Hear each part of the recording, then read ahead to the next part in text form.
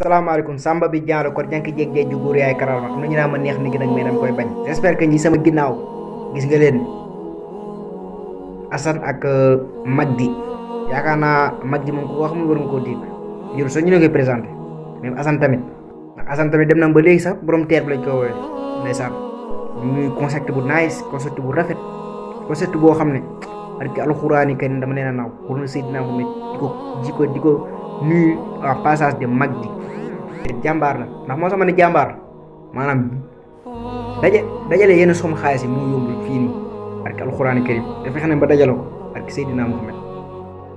Magdi ñu ngi lay gërëm bu baax di la remercier nit ki bu defee lu baax danga ko koy wax pour mu xam ko xam nga Sénégal la ne dañ ni Sénégal c'est un pays démocratie mooy lan mooy maanaam lu la metti da ngaa war a taxaw kaas nga kaas ko wax ko Assane fii la tuur ñam bi ci train bi gars yi jàpp ne moom day sabotage la ñu jëloon ko fi teg ko fi loxo moom bi ñu ko éviter plat bi ñu ko éviter lan la mais na moom du yàq ndëruwul sax ku yàq mais ngir yàlla delloo waa leen seen xel ci yàlla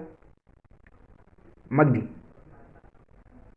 jàmm rek la yéene barki Seydina Muhammad ak foo mënti nekk